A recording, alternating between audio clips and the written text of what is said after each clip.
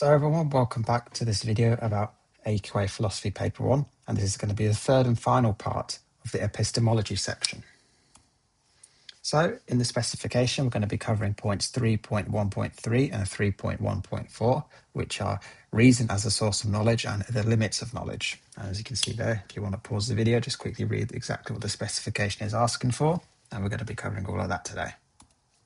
So a quick introduction to points 3.1.3 is that we're going to look at whether all our knowledge comes from perception or whether they are other a priori sources of knowledge. There are essentially two debates here, intuition and deduction versus empiricism and innatism versus empiricism.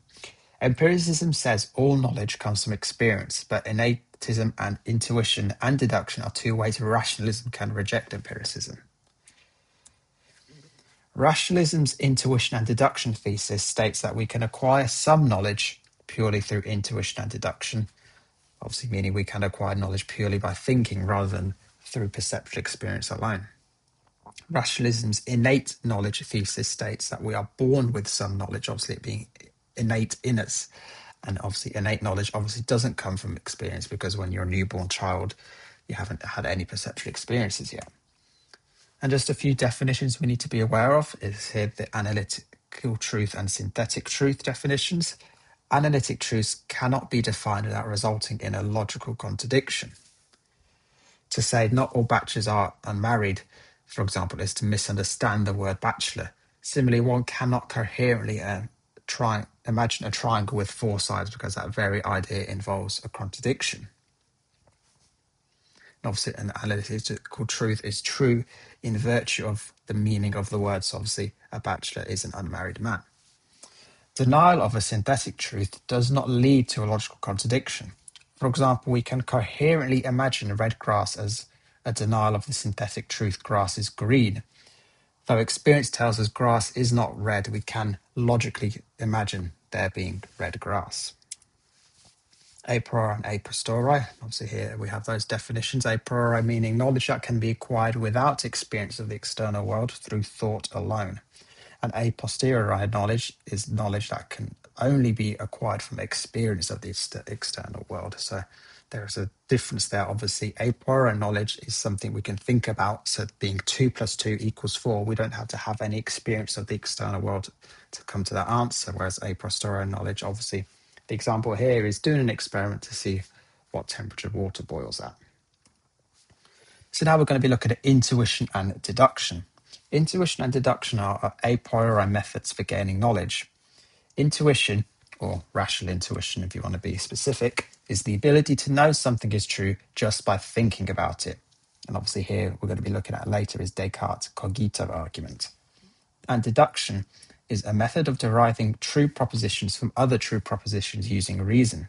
And obviously from this statement here, the first statement being if A is true, then B is true. The second statement being A is true. The third statement, therefore B is true, is correct. We define rationalism in the view that we can acquire some knowledge purely through intuition and deduction. This is slightly inaccurate though, because even an empiricist would admit there is some knowledge that can be known purely through intuition and deduction, for example, mathematical problems or analytical truths. So actually what empiricists are saying is that you can't acquire knowledge of synthetic truths using intuition and deduction. Empiricism says all a priori knowledge is of analytic truths. There is no synthetic a priori knowledge, whereas rationalism says that not all a priori knowledge is of analytic truths. There is at least one synthetic truth that can be known a priori using intuition and deduction. Most of the time, empiricism does hold true. If you take any synthetic truth, such as water boils at 100 degrees, it seems impossible that we can learn it without a posteriori experience of the external world, or in the example given earlier in an experiment. So most synthetic truths are known a posteriori, but the question is whether this relationship holds true all of the time or just some of the time. Rationalism says the latter. There is at least one synthetic truth that can be known a priori through intuition and deduction. And we're going to be looking about Descartes and specifically some of the things he put forward in his book, Meditations. Descartes' Meditations provides arguments for three synthetic truths using a priori, intuition, and deduction. The synthetic truths Descartes argues for are I exist, God exists, and the external world exists. If Descartes' arguments for these claims work and are purely a priori, then they support the rationalist claim that some synthetic truths can be known a priori. First, as well, we're going to be looking at the three waves of doubt, what Descartes puts forward.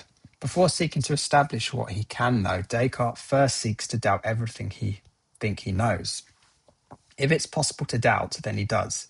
These skeptical arguments have come to be known as the three waves of doubt. The three waves are illusion, dreaming, and deception.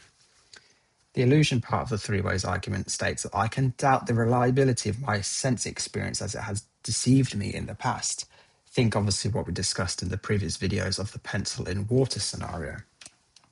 Dreaming goes like, I might think I'm awake when I'm actually dreaming. I might believe I'm looking at a computer screen, but if I'm simply dreaming that I am, then my belief is mistaken. But even if I'm dreaming, there are still basic ideas that are common to both dreams and reality. For example, 1 plus 1 equals 2. Can this be doubted?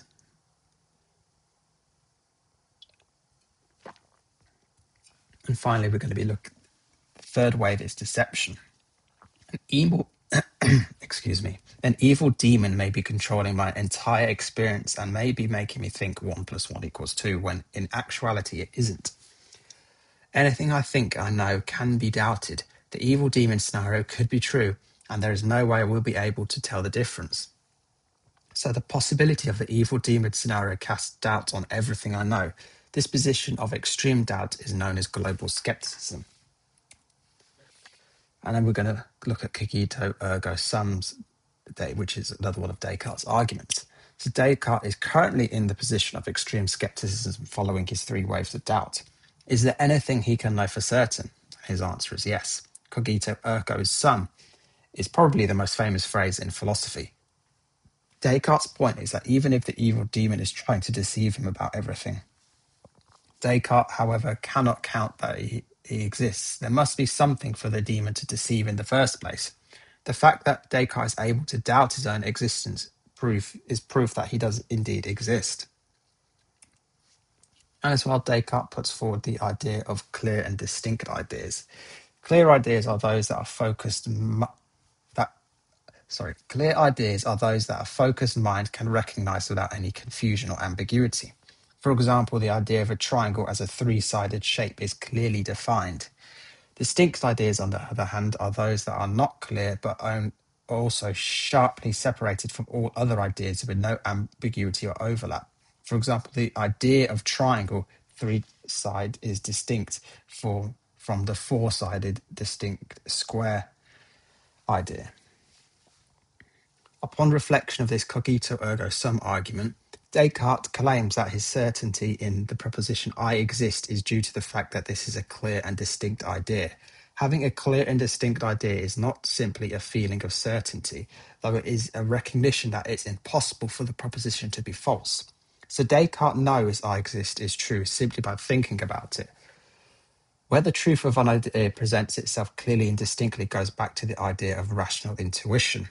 Rational intuition is an a priori faculty that enables us to see truth.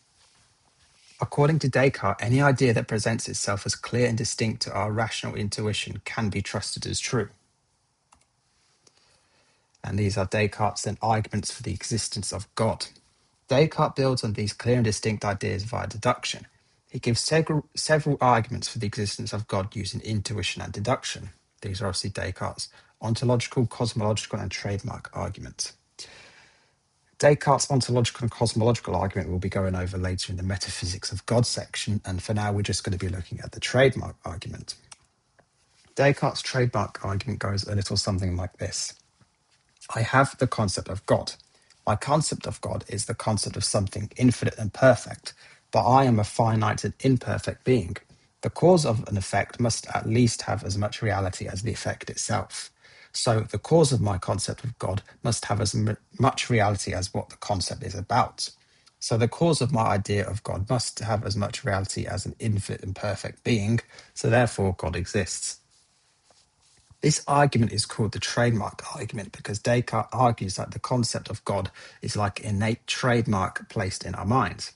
Premise 4 is sometimes referred to as the causal adequacy principle. An example perhaps illustrates this is getting punched by a ghost. This wouldn't leave a physical bruise because the effect or the physical reality would have more reality than the cause itself. Because of this causal adequacy principle, Descartes argues that it's impossible this trademark of an infinite and perfect being is something he could have created himself. Because Descartes only has finite reality, but this idea is of something with infinite reality, whatever caused Descartes' idea of God must itself be an infinite and perfect being because of premise 4 states above. And this is obviously continuing on. We have Descartes' argument for the existence of the external world. Descartes then continues his process of intuition and deduction to argue that because God exists, his perception can be trusted. These perceptions of the external world, and because Descartes can trust his perception, he can trust that the external world and the physical objects within it exist.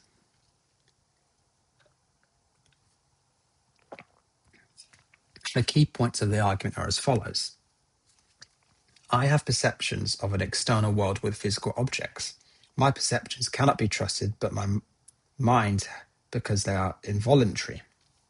So the cause of my perceptions must be something external to my mind. God exists, obviously the trademark argument just discussed. If the cause of my perception is God and not the physical objects themselves, then God has created me with a tendency to form false beliefs from my perception. But God is a perfect being by definition and wouldn't create me with a tendency to form false beliefs from my perceptions. So I can trust my perceptions. So given premise 1 and 7, I can know that an external world of physical objects does indeed exist. However, there are a few problems with this argument, the first being the Cartesian cycle.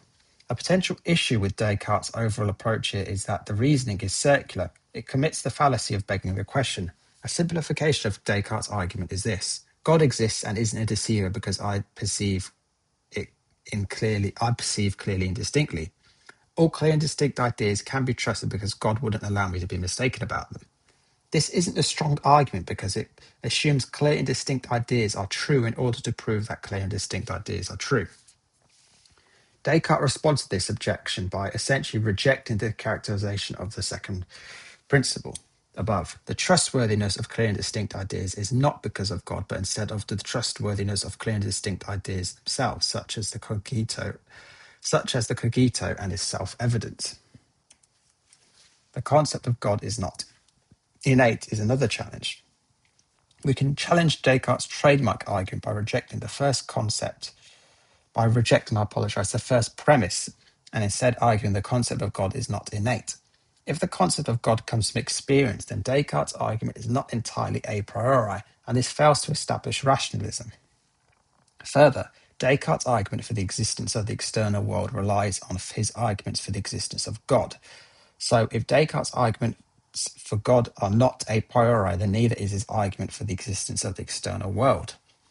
So if Descartes' argument rely on a posteriori concepts, then they do not establish synthetic truths as a priori and thus fail to prove rationalism is correct.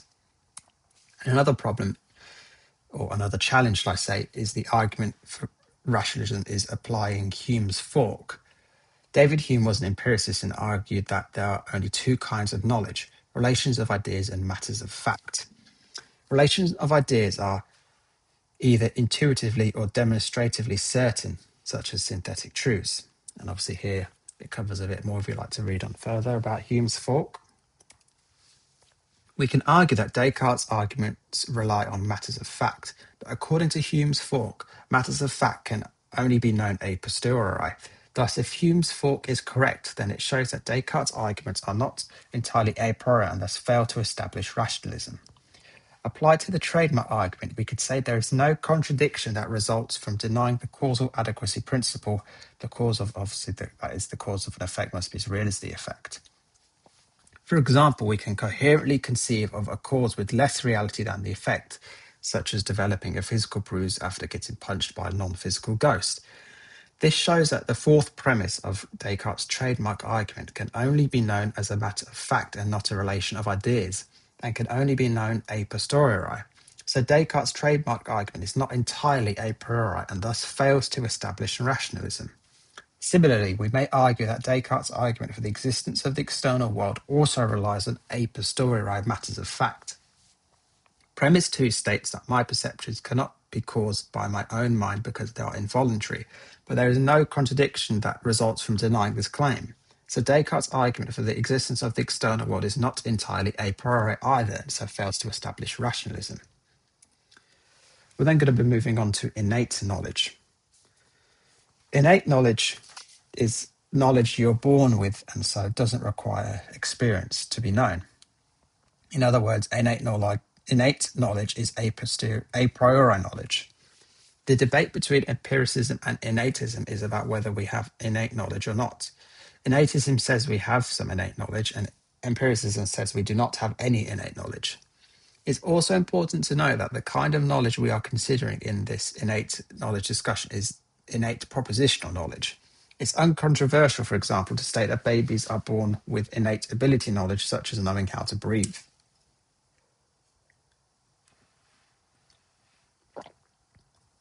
In Plato's Meno, Plato argues that all learning is a form of recalling knowledge from before we're born. So we're born with innate knowledge and we just need to remember it. To prove his theory, Plato shows how Meno's slave, a boy who has never been taught geometry, is able to understand the geometric problem. The key points of the argument are as follows. Socrates draws a square on the ground that is 2 feet by 2 feet. Meno's slave agrees its area is 4 feet squared. Socrates then draws another square on the ground that has an area of 8 feet squared. Socrates then asks what are the lengths of the sides. Meno's slave incorrectly guesses 4 feet, but Socrates asks Meno's slave a series of questions. Meno's slave answers the questions correctly and realizes that the sides of a square with an area of 8 square feet will be equal to the diagonal of the original 2 feet by 2 feet square. Again, Meno's slave has never been taught geometry. Despite this, Meno's slave is able to correctly answer Socrates' questions. Given that Meno's slave has no experience of geometry, his correct knowledge must be innate. However, you could argue that the slave, by instead using reason to work out the correct answer rather than his innate knowledge he has known beforehand, especially since the slave gives a bunch of wrong answers before eventually giving the correct answer. Further, the empiricist may argue that asking questions as Socrates does in the dialogue is a form of teaching. Leibniz's necessary truths. Gottfried Leibniz argues that our knowledge of necessary truths must be innate.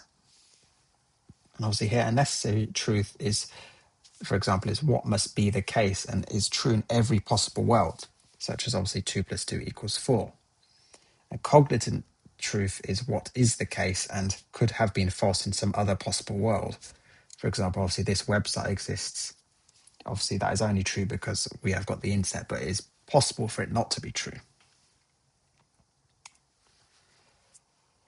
A posteriori experience can only tell us about specific instances. For example, experience can tell us that adding these two apples gives us 4 apples in a particular case. But no amount of experience can tell us how things might be. Even if you have added apples 100,000 times, you will never know what will happen the 100,001st time.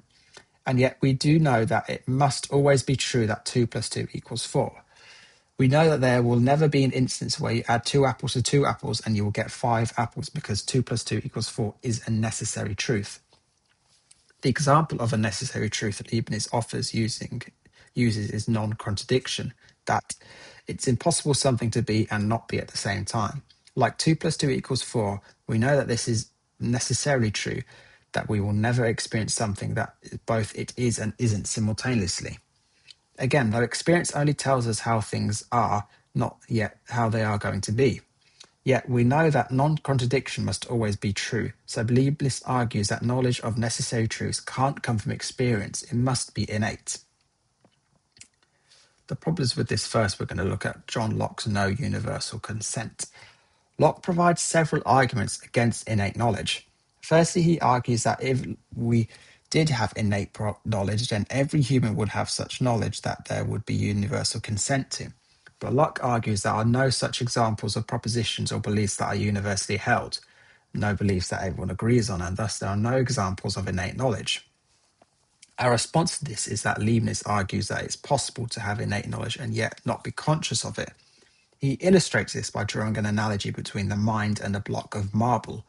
Marble is not some natural and homogeneous rock. Instead, it has veins running through it, and these veins give it a tendency to take a certain shape and structure. Leibniz thus argues that logical concepts such as identity and non-contradiction are innately present in the mind, like these veins in a marble. And even though a newborn baby can't verbally articulate this knowledge, this doesn't mean that the knowledge isn't there. Over time, we learn how to recognize these concepts and make them explicit, but they were always in the mind.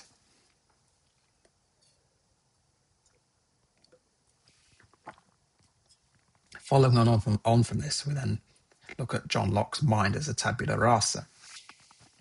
It follows from Locke's rejection of innatism that all knowledge and concepts must come from experience. When Leibniz compares the mind at birth to a block of marble with veins already on it, Locke says the mind at birth is instead a tabula rasa, or a blank slate. Locke argues that the mind at birth contains no ideas, thoughts, or concepts. If you observe a newborn baby, for example, there's no evidence to suspect it has any knowledge or concepts except those it has experienced, such as hunger, thirst, warmth, and pains. Instead, says Locke, all knowledge comes from two types of experience: sensation and reflection. And then we're going to look at John Locke's simple and complex ideas. Locke's explanation of simple and complex and abstract general ideas provides an account of how humans can form all knowledge, including complex concepts such as the concept of God from experience. When I look at the clear sky, my sensation of blue might give me the simple complex of blueness. Likewise, when I'm outside in winter, my sensation of cold might give me the simple concept of coldness. A simple concept is just on one single thing like this. Complex concepts are made up of the building blocks of simple concepts. For example, my concept of the ocean could consist of both the simple concepts of blue and cold, as mentioned above. Pretty much everything is a complex concept made up of simple concepts to differing degrees. Any complex ideas can go beyond specific instances of things to form abstract ideas. Similarly, we form abstract concepts such as beauty or justice or God by abstracting from experience. For example, we see a beautiful lake, a beautiful painting, a beautiful person, etc. And over time, we abstract the common features from all these experiences and form the abstract concept of beauty. Locke's account here aims to show how all concept of knowledge form simple to complex ideas and can be explained as coming from experience in some way. And so, if we can explain all knowledge and concepts using experience only, we do not need any innate knowledge. And then we're going to look at point 3.1.4, which is the limits of knowledge. This section is about about philosophical skepticism and whether it is possible to know anything at all. We bring together several arguments that come up previously in the Epistemology specification, the main being Descartes' three waves of doubt. Descartes' third wave of doubt, the evil demon argument, is an example of global skepticism because it casts doubt on pretty much everything we ordinarily consider to be knowledge. The point of considering extreme skeptical scenarios like the evil demon one is to determine what, if anything, we can know. The responses to skepticism listed on the specification are Descartes' own responses, Bertrand Russell's response, John Locke's response, George Berkeley's, and reliabilism. So we're going to look at philosophical skepticism versus normal incredulity. In our everyday lives, we doubt things all the time. This is known as normal incredulity in the language of philosophy. Philosophical doubt goes beyond such ordinary doubt and casts uncertainty over pretty much everything we know. There are a bunch of global skeptical scenarios in philosophy and popular culture, such as Descartes' evil demon, the Matrix, the simulation hypothesis, perfect virtual reality, and the brain in a vat scenario. The last one, the brain in a vat, appears quite often in philosophy. The scenario is thus: If all your experiences are just electrical signals interpreted by your brain, then you wouldn't be able to tell the difference if you were a disembodied brain in a vat being fed these same electrical signals artificially. So in this scenario, you may be thinking, I'm sat at my desk watching a YouTube video. But in reality, you're just a brain in a vat being fed electrical signals to make you feel that you're sat at your desk watching YouTube videos. So if this scenario is true, your belief would be false and there would be no way of knowing it. The possibility of this scenario, and though similar, undermines our ordinary justification for belief.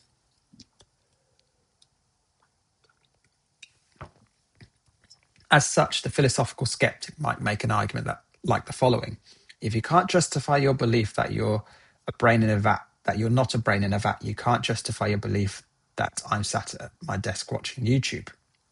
And if you can't justify your belief that I'm sat at my desk watching YouTube, then you can't know I'm sat at my desk watching YouTube. You can't justify your belief that you're not a brain in a vat, so you can't know I'm sat at my desk at YouTube or any other ordinary knowledge claim, such as I have feet. Again, we're going to look at Descartes' evil demon. As already shown in Descartes' three waves of doubt, the third wave of doubt, the evil demon argument, is another example of global skepticism. In cases of ordinary doubt, you can often resolve them by referring to some sort of justification. If I doubt which day is my friend's birthday, I may be able to check my calendar to make sure. Once I see the date, I can be confident in my belief that my friend's birthday is on the 4th of June to be true. But philosophical skeptics like skeptical scenarios like Descartes' evil demon go beyond such normal incredulity and cast doubt on all our typical methods of justification. If all my experience is just an illusion created by an evil demon, then I can't trust my calendar or even my visual perception. The possibility of the evil demon undermines all our usual justifications and casts doubt over everything we ordinarily consider to be knowledge. We could be constantly making mistakes, and there would be no way of telling otherwise. The global skeptic thus believes all knowledge is impossible. We've already covered Descartes' own response to skepticism in more detail in the previous section. Obviously, Descartes' cogito argument at the existence of God, meaning he can trust his perceptions. If Descartes can justify trust in his perceptions, then his perceptions justify his knowledge of ordinary propositions. For example, Descartes can know I have hands because he can see his hands, and he knows that God wouldn't allow him to be deceived about something like that. Thus, Descartes has defeated global skepticism and defended ordinary knowledge. However, there are all sorts of ways the skeptic could reject Descartes' chain of justification here. Descartes' justification of his perceptions relies on his arguments for the existence of God, such as the trademark argument. However, if we can show his arguments fail, then the chain of justification is broken and the skeptical problem re-emerges.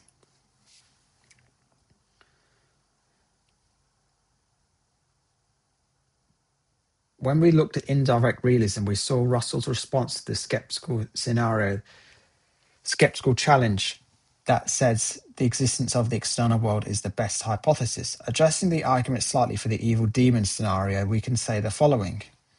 Either the external world exists and causes my perceptions, or an evil demon exists and causing my perceptions. I cannot prove A or B definitively, so I have to treat A and B as the hypothesis. A is a better explanation of my experience than B, so mind-independent objects exist and cause my perceptions.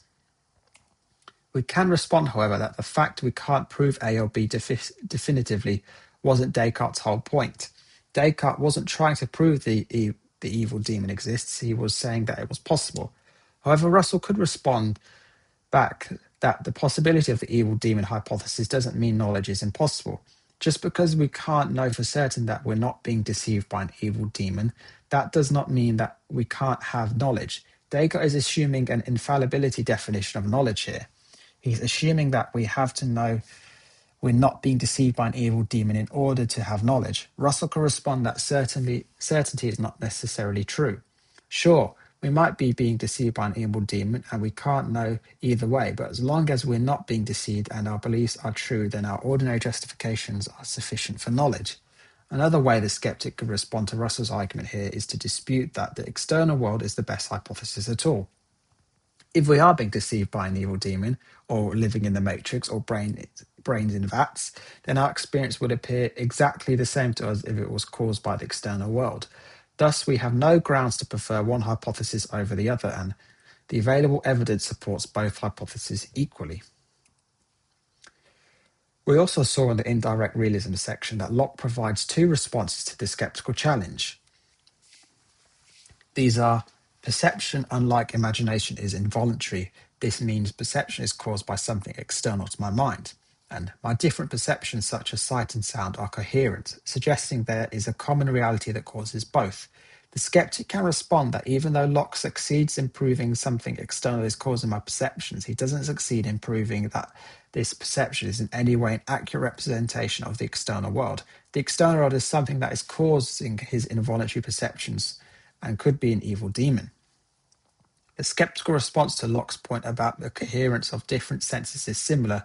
Just because our different senses are coherent, it doesn't prove they are representative of reality. An evil demon could create coherent experiences. Berkeley's idealism rejects mind-independent objects, and so skeptical scenarios where mind-independent objects don't exist or are radically different from our perceptions aren't really possible. The evil demon argument never really gets going against idealism because idealism doesn't make a distinction between perceptions and reality. To be is to be perceived, as Berkeley states. Berkeley argues that his perception must be caused by something outside of him, and given the complexity of these perceptions, Berkeley concludes that this cause must be the mind of God. Berkeley's theory of perception here is almost like a benevolent version of the evil demon scenario. God is causing his perceptions, but rather than being a deception, those perceptions just are what reality is. For this response to succeed, however, idealism must be the correct theory of perception. But idealism faces various problems such as illusions and hallucinations, which you've discussed already earlier in length. Reliabilism. The reliability definition of knowledge says that knowledge is a true belief formed via a reliable method. Assuming I'm not being actually deceived by an evil demon, then my perception would count as a reliable method of gaining knowledge because of my perceptions reliably cause me to form true beliefs. Of course, I can't prove either way whether I'm being deceived by an evil demon, but that doesn't matter. I don't have to know my perception is reliable in order for it to count as a reliable method. It just is. Assuming we're not in some weird skeptical scenario such as the evil demon or a brain in a vat, then knowledge is possible if knowledge is defined as a true belief formed via a reliable method. If I'm not a brain in a vat, then my perception is a reliable method, so I can know ordinary propositions such as I have hands. However, the skeptic can respond that reliabilism is not the correct definition of knowledge, obviously looking at the fake Brown County. If we go with some other definition of knowledge, such as infallibility or the justified true belief, then we can't prove proper justification for ordinary knowledge because we can't justify that we're not in a skeptical scenario. So if any knowledge of the other justifications of knowledge are correct, I cannot know I have hands without first defeating the skeptical challenge, and then we're back to square one. So let's quickly check the specification. For points 3.1.3, reason as a source of knowledge, we obviously have talked about Plato's slave boy argument and Gottfried Leibniz's argument of necessary truths. We obviously looked at the empiricist response to that. Obviously, Locke's arguments against innatism and the mind is a tabula rasa. And then the issue with these responses we've discussed. The intuition and deduction thesis, we've looked at the meaning of intuition and deduction and the distinction between them. We have seen Descartes' notion of clear and distinct ideas and his cogito as an example of a priori intuition. We've also looked at his arguments for the existence of God and his proof of the external world as an example of a priori deductions. And obviously, we've also looked at the empiricist responses to that. And then point 3.1.4, we have looked at the nature of philosophical skepticism and the distinction between philosophical skepticism and normal incredulity. We have looked at the role and function of philosophical skepticism within epistemology and the distinction between local and global skepticism, and the possible global application of philosophical skepticism is something also we've looked at. We've then seen Descartes' skeptical arguments, or his three waves of doubt. Responses to this, obviously Descartes' own response, Locke, Berkeley's and Russell's, and the reliabilist response. So thank you very much for watching. Please check out my other videos on the epistemology section or some of the other videos I'll be releasing in the future about A-level philosophy, politics, and history.